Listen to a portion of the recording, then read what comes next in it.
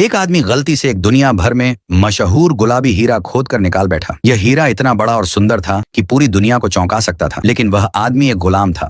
उसका नाम सोलोमन था। वह इस हीरे को अपने पास ही रखना चाहता था। हाल ही में एक और मजदूर को सिर्फ चावल के दाने जितना छोटा हीरा छुपाने के लिए गोली मार दी गई थी। ऐसे में इतना बड़ा हीरा कहाँ छुपाया जाए? सोलोमन का दिल तेजी से धड़कने लगा। उसी वक्त एक जोरदार धमाका हुआ। पास की वाटर पंप मशीन फट गई। सबका ध्यान उधर चला गया। सोलोमन ने जल्दी से मौका लिया।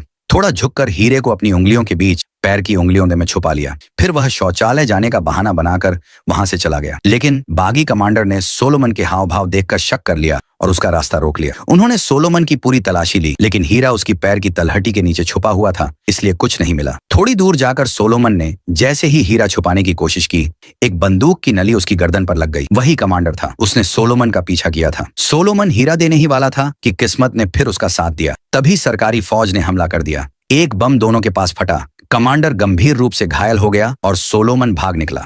बाद में सोलोमन एक सूखे पेड़ के नीचे हीरा गाड़ आया, लेकिन तभी सरकारी फौज ने उसे गिरफ्तार कर लिया। कैद खाने में सोलोमन की फिर से उसी बागी कमांडर से मुलाकात हो गई। वो मरा नहीं था, उसकी आंख घायल हो गई थी। उसने सबके सामने चिल्लाकर कहा, इस लड़के के पास एक अनमोल गुलाबी हीरा है। जो इसे ढूंढेगा उसे बड़ा इनाम मिलेगा। अब सबकी नजर सोलोमन पर लालच भरी हो गई। अपनी जान बचाने के लिए सोलोमन ने हीरे से इनकार कर दिया। यहाँ तक कि उसने अपने सारे कपड़े उतार दिए, यह साबित करने के लिए कि उसके पास कुछ नहीं है। छोटे मोटे लोगों को तो वह चकमा दे गया, लेकिन डैनी को नहीं। डैनी एक गोरा आदमी था, लेकिन अफ्रीका में ही पैदा हुआ और पला बढ़ा था। वह हीरों की तस्करी करता था और जहां भी हीरे होते वह वहीं मिल जाता। यह बहुत खतरनाक पेशा था। एक छोटी सी गलती और जान से हाथ धो बैठते। लेकिन डैनी के पास बहुत अनुभव था। उसने अपने चालाक और होशियार तरीकों को बहुत अच्छी तरह सीख लिया था। वो न सिर्फ चोरी और लूटपाट को पहचान और रोक सकता था, बल्कि हीरे जैसी तस्करी की चीजों को बेचने में भी माहिर था। उस दिन भी डैनी ने बड़ी आसानी से हीरों का एक और बैच हासिल कर लिया। अब इन हीरों को बगल के देश में ले जाकर बेचने के लिए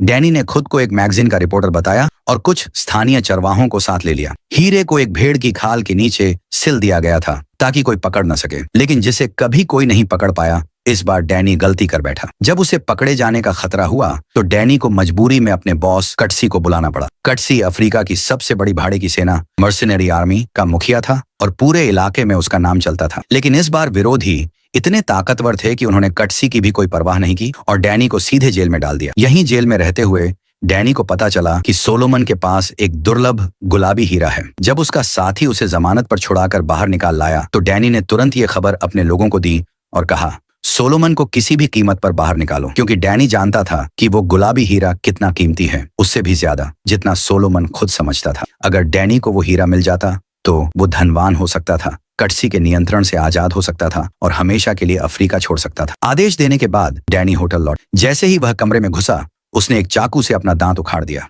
उस दांत के अंदर एक हीरा छिपा हुआ था, जिसे वह केवल आखिरी समय में ही निकालता था। इसके बाद डैनी पैसे बदलवाने के लिए बाहर चला गया। उसी समय जब डैनी के कमरे में एक आदमी चुपके से घुसा, उसके साथियों ने सोलोमन को भी जेल से छुड़ा लिया। जेल से निकलते ही उन्होंने सोलोमन को थोड़े पैसे भी दिए ताकि वह गरीबी की वजह से फिर से जेल न चला जाए। सोलोमन बहुत हैरान था, लेकिन उसने ज्यादा नहीं सोचा, क्योंकि इस समय उसका ध्यान सिर्फ अपने परिवार को ढूंढने पर था। दरअसल सोलोमन पहले एक आम मछुआरा था जो अपनी प्यारी पत्नी और 3 बच्चों के साथ जीवन बिता रहा था। हालांकि जीवन साधारण था, लेकिन शांति नहीं थी। उसका बेटा जेल बहुत संयमी, समझदार और पढ़ाई में अच्छा था। हर दिन वह समय पर उठकर 5 किलोमीटर पहाड़ी रास्ता पार करके स्कूल जाता था। लेकिन एक दिन जब सोलोमन अपने बेटे को स्कूल से लेने गया, तभी अचानक बंदूकधारी विद्रोहियों रिबल्स का एक दल आ गया। ये लोग बेहद क्रूर और निर्दयी थे। गांव में घुसते ही उन्होंने बच्चों समेत आम लोगों पर गोलियां चलानी शुरू कर दी। लेकिन जब ये लोग मारते थे तब भी उनकी आंखें नहीं झपकती थीं, जैसे इंसानियत बची ही नहीं थी। उस भगदड़ में सोलोमन ने अपनी पत्नी और बच्चों को भागने में मदद की, लेकिन उसे खुद पकड़ लिया गया। शुरू में तो उन्होंने कहा कि उसका हाथ काट दिया जाएगा, लेकिन फिर देखा कि वह ताकतवर और मजबूत है, इसीलिए उन्होंने उसे हीरे की खान में मजदूरी करने के लिए भेज दिया। यहीं से कहानी की शुरुआत वाली घटना शुरू हुई थी। दूसरी ओर पैसे बदलने के बाद डैनी एक बार बार खाना गया, लेकिन उसका मकसद मजे करना नहीं था, बल्कि बार के मालिक से मिलकर एक पिस्तौल मंगवाना था। इसी दौरान उसकी नजर मैटी नाम की एक सुंदर लड़की पर पड़ी। शुरू में डैनी का इरादा सिर्फ एक रात गुजारने का था, लेकिन थोड़ी बातचीत के बाद डैनी को पता चला कि मैटी एक रिपोर्टर है और उसने तुरंत यह भी समझ लिया कि डैनी हीरों की तस्करी करता है। डैनी को पत्रकारों से नफरत थी, लेकिन मैटी पीछे ही पड़ गई। वह चाहती थी कि डैनी उसे ब्लड डायमंड, रक्त हीरों के कारोबार और उसके सबसे बड़े तस्कर के बारे में जानकारी दे। हालांकि डैनी को खूबसूरत औरतें पसंद थीं, फिर भी वह किसी अजनबी रिपोर्टर को कोई भी जानकारी देने को तैयार नहीं था। जब डैनी होटल लौटा और देखा कि उसका कमरा पूरी तरह बिखरा पड़ा था, तो उसे समझ में आ गया कि उसके ही किसी साथी ने गुलाबी हीरे की खबर कर्नल कटसी को लीक कर दी थी। डैनी जानता था कि इस खूंखार जमीन पर भरोसे की कोई कीमत नहीं, फिर भी वह गुस्से से भर गया। उसी वक्त वो आदमी भी सामने आ गया जो डैनी के कमरे में घुसा था। बाहर से दोनों सामान्य बातचीत करते दिखे, लेकिन अंदर ही अंदर दोनों के इरादे अलग थे। डैनी ने तय कर लिया कि अब वह खुद जाकर कर्नल से सीधे बात करेगा, और उसने गुस्से में उस आदमी के मुंह पर जोरदार मुक्का मारा। थोड़ी ही देर बाद डैनी को कर्नल के बंगले पर चाय पर बुलाया गया। कटसी, जो अफ्रीका का सबसे बड़ा भाड़े का नेता था, हीरों की तस्करी करता था और सरकार की ओर से बागियों को दबाने का काम भी करता था। यानी वो जंग से ही अमीर बन गया था। ऐसे आदमी के लिए, जो सिर्फ पैसे से मतलब रखता था और सबको नीचा समझता था, एक दुर्लभ गुलाबी हीरा कैसे छोड़ा जा सकता था। इसलिए उसने डैनी को साफ साफ आदेश दिया, वो हीरा लेकर आओ। अगर लाओगे तो तुम्हारा पुराना सारा कर्ज माफ कर दूंगा। कर्नल जानता था कि डैनी अब अफ्रीका छोड़ना चाहता है। उसने जमीन से लाल मिट्टी उठाकर कहा, यही तुम्हारा घर है, तुम अफ्रीका कभी नहीं छोड़ सकते। डैनी, जो बचपन से कर्नल के साथ रहा था, उसकी क्रूरता और चालाकी को जानता था। इसलिए उसने अपना गुस्सा दबाया और सोलोमन से निपटने पर ध्यान केंद्रित किया।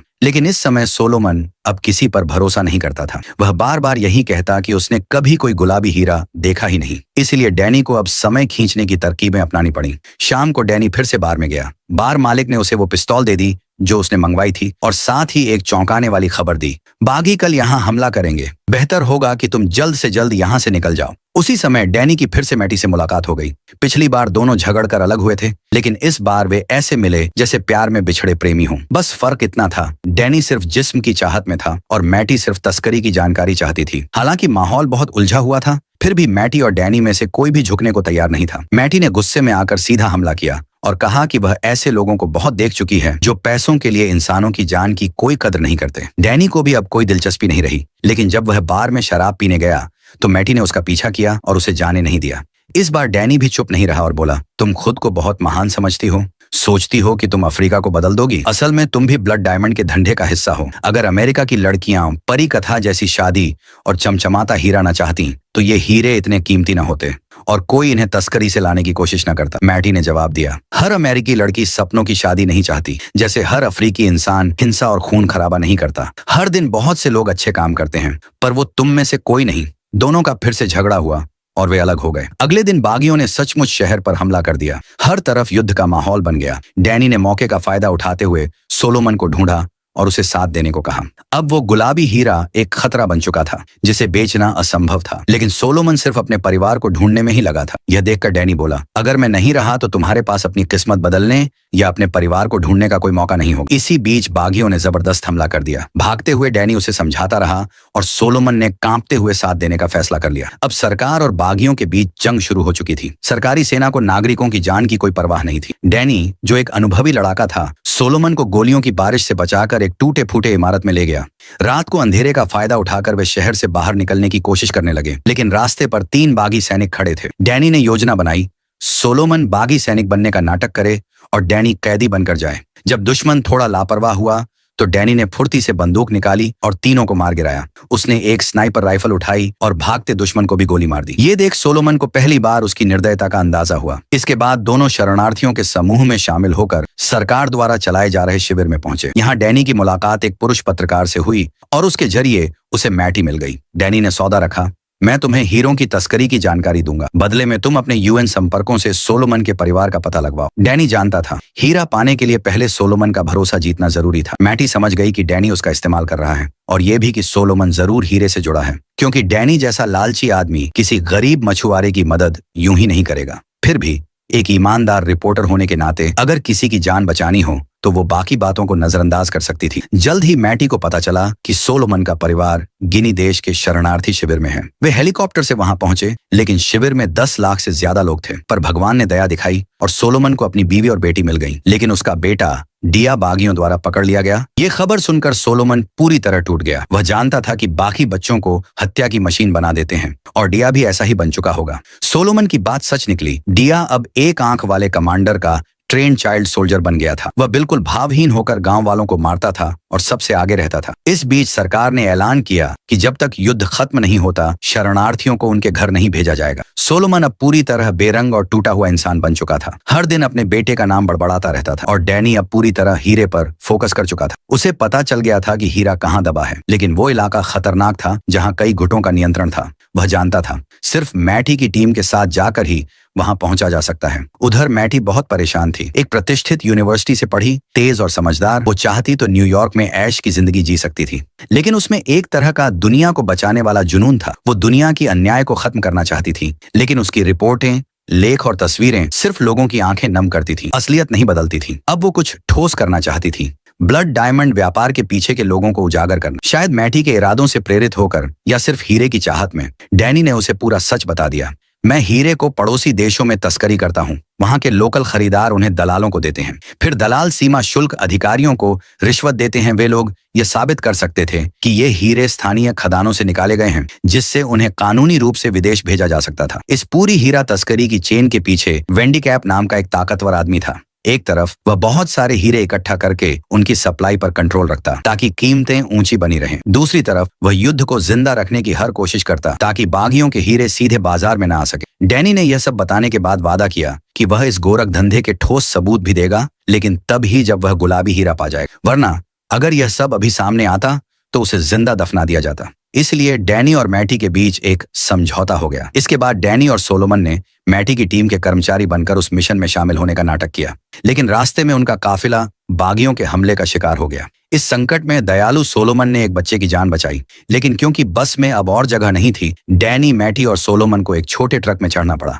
किस्मत का खेल देखिए, जिस बस में वे नहीं चढ़ पाए थे, बागियों ने उसके सारे यात्रियों को मार डाला। इस तरह वे तीनों ट्रक लेकर जंगल की ओर भाग निकले, लेकिन जैसे ही वे खतरे से निकले, उनका सामना स्थानीय गुरिल्ला लड़ाकों से हो गया। सौभाग्य से वे लोग बिना मतलब मारने वाले नहीं थे। थोड़ी बातचीत और मैटी की फोटोग्राफी देखकर उन्होंने अपना गुस्सा छोड़ दिया और तीनों को एक छिपे हुए सुरक्षित स्थान पर ले गए। यह जगह युद्ध से बर्बाद अफ्रीका से बिल्कुल अलग थी, एकदम जन्नत जैसी। यहाँ के सारे बच्चे पहले बच्चा सैनिक थे, लेकिन अब प्यार और सही शिक्षा के कारण फिर से मासूम और खुशहाल जीवन जी रहे थे। इस सब का श्रेय वहां के मालिक को जाता था। वह मानता था कि अच्छाई और बुराई में असल में कोई फर्क नहीं होता। हर बुरा इंसान भी अगर एक पल के लिए अच्छा बन जाए तो जिंदगी को एक मतलब मिल सकता है। डैनी ने उसकी ये बातें ध्यान से सुनी और सोचने लगा। शाम को जब बच्चे गा रहे थे और डैनी पाम वाइन, स्थानीय शराब के असर में था, तो उसने पहली बार मैटी के सामने दिल खोलकर बात की। उसने बताया कि वह अफ्रीका में जन्मा एक गोरा आदमी है। जब वह 9 साल का था, उसकी मां मार दी गई और उसके पिता का भी सर काट दिया गया। युद्ध ने उससे सब कुछ छीन लिया था। फिर 19 साल की उम्र में वह कर्नल के साथ मिलकर भाड़े का सैनिक बन गया। तब से वह काले लोगों से लड़ता रहा, लेकिन बाद में उसे समझ आया कि यह सब न शांति के लिए था, न नस्लीय नफरत मिटाने के लिए, बस पैसों के लिए था। तब से वह अकेले काम करने लगा, एक खुदगर्ज तस्कर बन गया। पर अब वह बस एक शांत और सादा जिंदगी जीना चाहता था, और वह गुलाबी हीरा ही डैनी का अफ्रीका से बाहर निकलने का टिकट था। जब मैटी ने डैनी के चेहरे पर दर्द भरा भाव देखा, तो वह अनजाने में उसका हाथ पकड़ लेती है। दोनों के दिल इस पल से करीब आने लगते हैं। अगले दिन हवेली का मालिक तीनों को मंजिल की ओर ले जाता है, लेकिन रास्ते में बच्चा सैनिकों की बाकी सेना मिलती है। मालिक को लगा कि वह शांति की बात करके उन्हें समझा लेंगे, लेकिन वे बच्चे भावनाहीन और कठोर बन चुके थे। उन्होंने सीधा गोलियां चलाकर जवाब दिया। डैनी ने तुरंत अपनी बंदूक निकाली और उन्हें डराया। बच्चों के डर का फायदा उठाकर उसने गाड़ी भगाई और वहां से निकल गए। इसी बीच पास ही कर्नल का कैंप था। हवेली का मालिक बुरी तरह घायल हो चुका था, इसलिए डैनी को मजबूरी में उसे बचाने के लिए कैंप ले जाना पड़ा। अच्छी बात यह थी कि हवेली के मालिक के जिंदा बचने की उम्मीद थी और मैटी शरणार्थियों के साथ सुरक्षित जा सकती थी। लेकिन बुरी खबर यह थी कि कर्नल खुद अपनी सेना लेकर कोनो जाने की तैयारी कर रहा था, जहां गुलाबी हीरा था, और उसने डैनी को भी साथ चलने का हुक्म दिया। लेकिन डैनी जानता था कि अगर वह सेना के साथ गया तो उसे हीरे का एक कण भी नहीं मिलेगा। इसलिए जैसे ही वह तंबू से बाहर निकला, उसने तुरंत मैटी से मदद मांगी कि वह हथियार घर आर्मरी के पास खड़े सैनिकों का ध्यान भटकाए, ताकि वह चुपचाप अंदर जाकर हथियार चुरा सके और सोलोमन को खुद ले जा सके। मैटी समझ गई कि डैनी जानबूझकर एक खतरनाक मिशन पर जा रहा है और शायद ये उसकी आखिरी यात्रा हो। रोते हुए उसने सिर हिलाकर हामी भर दी। डैनी ने वह सबूत भी उसे सौंप दिए, ताकि अगर वह कोनों में मारा भी जाए तो भी मैटी सच्चाई सबके सामने ला सके। इसके बाद मैटी की मदद से डैनी ने हथियार चुरा लिए और अब दोनों को अलग होना था। इतनी मुश्किलों और सच्चे पलों के बाद उनके बीच भावनाएं पनप चुकी थीं, पर यह बिछड़ना शायद हमेशा के लिए था, क्योंकि इस धरती पर प्यार के अलावा उनके अपने अपने रास्ते और कर्तव्य थे। जाने से पहले मैटी ने डैनी की एक फोटो ली और उसे अपना ऑफिस नंबर, घर का नंबर और मोबाइल नंबर भी दिया। पहले लोग हमेशा मैटी का पीछा करते थे, लेकिन इस बार वह खुद आगे बढ़ी। अब दोनों अपनी अपनी किस्मत की ओर निकल पड़े। रास्ते में डैनी और सोलोमन ने गुलाबी हीरे की जानकारी पर बात की। जब सोलोमन को पता चला कि हीरा 100 कैरेट से भी बड़ा है तो उसकी चाल में हल्कापन आ गया, जैसे कि हीरा और आजादी अब ज्यादा दूर नहीं। लेकिन उसी रात फिर एक हादसा हो गया। एक बागी सेना की गाड़ी वहां से निकली और सोलोमन ने उसमें अपने बेटे डिया को देख लिया। बेहद बेचैन होकर उसने आवाज निकाली, जिससे बागियों का ध्यान उनकी तरफ चला गया और वे मुश्किल से जान बचाकर भागे।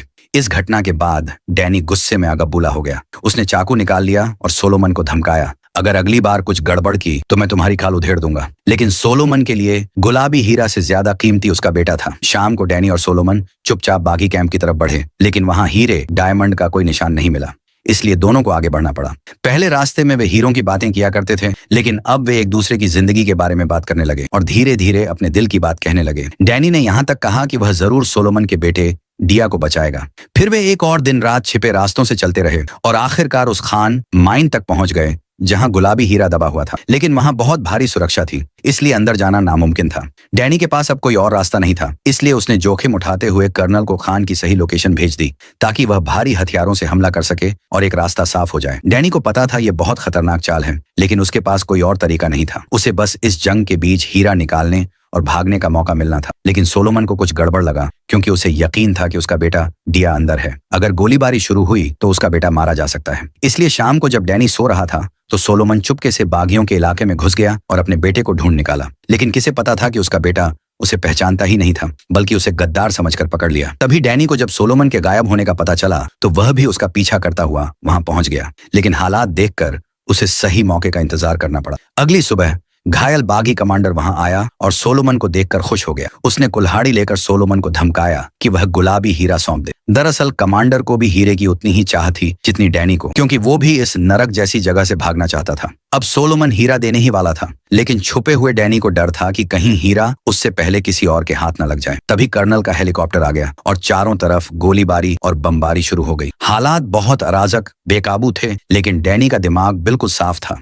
उसे पता था कि अगर वो डिया की जान बचाएगा तो ही सोलोमन उसे हीरे का ठिकाना बताएगा। इसलिए अपनी जान जोखिम में डालकर डैनी ने डिया को बचा लिया। वहीं दूसरी ओर सोलोमन को भी बदला लेने का मौका मिल गया और उसने लोहे की छड़ से एक आंख वाले कमांडर का सिर कुचल दिया। अब क्योंकि कर्नल की सेना के पास जबरदस्त हथियार थे, इसलिए बागियों को जल्द ही पूरी तरह से खत्म कर दिया गया। अब सभी की नजरें फिर से सोलोमन पर टिक गईं और सोलोमन भी समझ गया कि हीरे की जगह ही उसकी सबसे बड़ी ताकत है। इसलिए उसने कुछ नहीं कहा, जब तक कर्नल ने यह नहीं कहा कि अगर डैनी सोलोमन से हीरे की जगह निकलवा ले तो वह हीरे को 60-40 के हिस्से में बांट देगा, वरना दोनों को मार दिया जाएगा। तब जाकर डैनी ने सोलोमन के बेटे डिया को सामने लाया। अब जब फिर से सोलोमन की कमजोरी उसके सामने थी तो सोलोमन मजबूरी में मान गया। इसके बाद सभी लोग उस जगह पहुंचे जहां हीरा दबा था, लेकिन वहां की जमीन पहले ही बागियों द्वारा खुदी और बर्बाद हो चुकी थी। फिर भी सोलोमन ने खुद को जबरदस्ती तैयार किया और खुदाई करने लगा। इस वक्त डैनी और सोलोमन दोनों को समझ आ गया था कि जैसे ही हीरा मिल जाएगा उनकी जान को खतरा निश्चित है। डैनी ने अचानक पास खड़े एक सिपाही से सिगरेट मांगी, लेकिन उसने मना कर दिया। अब सोलोमन को भी डैनी पर भरोसा हो गया था, इसलिए उसने जान जोखिम में डालने का फैसला किया और ऐसा दिखाया कि उसे हीरा मिल गया है। डैनी ने मौका देखकर सिपाही को मार डाला और सोलोमन ने कर्नल पर हमला कर दिया। डैनी झाड़ियों में छिप गया, फिर अचानक लौटा और कर्नल को खत्म कर दिया। जल्द ही सोलोमन को सच में गुलाबी हीरा मिल गया, लेकिन इस लड़ाई के दौरान डैनी को पेट में गोली लग चुकी थी। अचानक डिया बंदूक लेकर उनके सामने खड़ा हो गया, लेकिन सोलोमन ने अपने बेटे से दिल से बात की और उसका बेटा, जिसकी इंसानियत अभी पूरी तरह मरी नहीं थी, आखिरकार मान गया। पर जैसे ही पिता बेटे की मुलाकात हुई, तीनों पर फिर हमला हुआ और उन्हें भागना पड़ा। रास्ते में डैनी ने हीरा वापस मांगा और अपने साथी से पहले ही एक प्लेन मंगवाने की बात कर ली थी, लेकिन प्लेन को उतरना था सामने वाले पहाड़ की चोटी पर और वहां तक पहुंचने के लिए 10 किलोमीटर ऊंचा पहाड़ी रास्ता पार करना था। डैनी की तेज सांसें सुनकर सोलोमन ने उसे रुकने को कहा, लेकिन दुश्मन कभी भी पीछा कर सकता था, इसलिए वे तेजी से चढ़ते रहे। थोड़ी ही देर में डैनी थक कर गिर पड़ा। अब उसे यकीन हो गया कि वह ज्यादा देर तक नहीं बचेगा। उसने वह हल्का गुलाबी हीरा निकाला जिसके लिए उसने अपनी जान तक दांव पर लगा दी थी, लेकिन अब उसके पास उस हीरे का फायदा उठाने का वक्त नहीं बचा था। हालांकि उसे पता था कि लोग पैसे और दौलत के लिए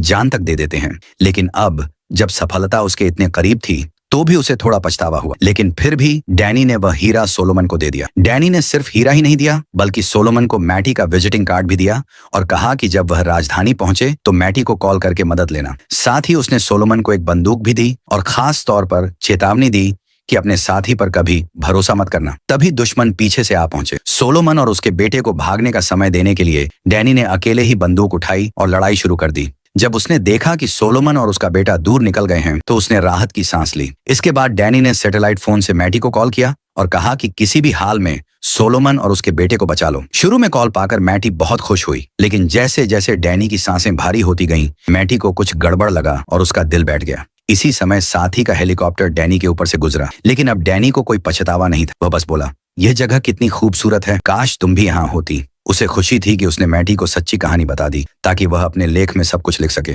अब मैटी भी डैनी की बात समझ गई। वह रोते हुए बोली, काश मैं तुम्हारे साथ होती। लेकिन डैनी ने कहा, कोई बात नहीं, मैं वहीं हूं जहां मुझे होना चाहिए। कॉल काटने के बाद डैनी ने अपने पास की खून से भीगी मिट्टी उठाई, जैसे वह मान रहा हो कि कर्नल की बात सही थी। यही उसका नसीब था। वह बचने की बहुत कोशिश कर चुका था, लेकिन अंत में वहीं मरा जहां पैदा हुआ था। सूरज की आखिरी किरणों में डैनी ने शांति से आंखें बंद कर ली और इस अंधेरे धरती पर एक चमकती हुई सफेद रेखा बन गया। कुछ समय बाद सोलोमन ने मैटी की मदद से गुलाबी हीरा लंदन पहुंचाया। मैटी की योजना से सोलोमन का हीरा व्यापार के बड़े लोगों से समझौता हुआ। शर्त थी, वो सोलोमन के परिवार को खोजने में मदद करेंगे। आखिरकार सोलोमन का परिवार फिर से मिल गया और हीरे की सौदेबाजी को मैटी ने पूरी तरह रिकॉर्ड कर लिया। बाद में मैटी ने अपने पास के सबूतों के आधार पर ब्लड डायमंड, खूनी हीरा व्यापार के काले सच को उजागर कर दिया। सोलोमन ने भी गवाह बनकर दुनिया को बताया कि अफ्रीका में क्या क्या खून खराबा हुआ था। आखिरकार मई 2003 में 40 देशों ने किम्बरली प्रोसेस सर्टिफिकेशन पर साइन किया, जिसका मकसद था खूनी हीरों की खरीद फरोख्त को रोकना। कोई भी हीरा जो कानूनी तरीके से खदान से निकाला गया हो, उसे एक सुरक्षित डिब्बे में पैक किया जाता है और उसके साथ किम्बरली सर्टिफिकेट होना जरूरी होता है, तभी उसे दूसरे देश में भेजा जा सकता है। अगर ऐसा नहीं है तो ऐसे हीरों को गैर कानूनी माना जाता है। असल में हीरा सिर्फ एक सादा और पारदर्शी पत्थर होता है, लेकिन इंसानी लालच और भौतिक चीजों की चाह ने इसे पवित्रता, रॉयल्टी, दौलत और ताकत का प्रतीक बना दिया है। और जब लोग ज्यादा मुनाफा कमाना चाहते हैं तो इंसान के अंदर की बुराई सामने आने लगती है, जिससे शोषण और खून खराबा होता है। अंतर्राष्ट्रीय नियम भले ही इस गैर कानूनी व्यापार को धीमा कर दें या रोक दें, लेकिन वे इंसानी लालच को नहीं रोक सकते। लोगों को यह कहना कि इस पाप से भरी चीज को खरीदना बंद करो भी काम नहीं करता, क्योंकि इंसान के दिल में महत्वाकांक्षा, एम्बिशन नाम का जहरीला सांप छिपा होता है। जब हीरे से संतोष नहीं मिलेगा तो लोग वही लालच दूसरी चीजों में निकालेंगे, जैसे महंगी चीजें खरीदना या अनैतिक गलत कामों में लग जाना। इसलिए हमें किसी चीज का विरोध करने की जरूरत नहीं, क्योंकि वो चीज ना सही होती है न गलत। जरूरत है खुद को समझने की। हमें दुनिया के साथ अपने रिश्ते को समझना होगा। हमें अपनी इच्छाओं, अपने दिखावे और अपने जमीर, कॉन्शियंस के साथ समझौता करना होगा, क्योंकि असली खून से सना हुआ हीरा नहीं, बल्कि इंसान का लालच और उसकी कभी खत्म न होने वाली चाहत है। आज की कहानी यहीं खत्म होती है। देखने के लिए धन्यवाद। आपको यह फिल्म कैसी लगी, कृपया नीचे कमेंट करके जरूर बताएं।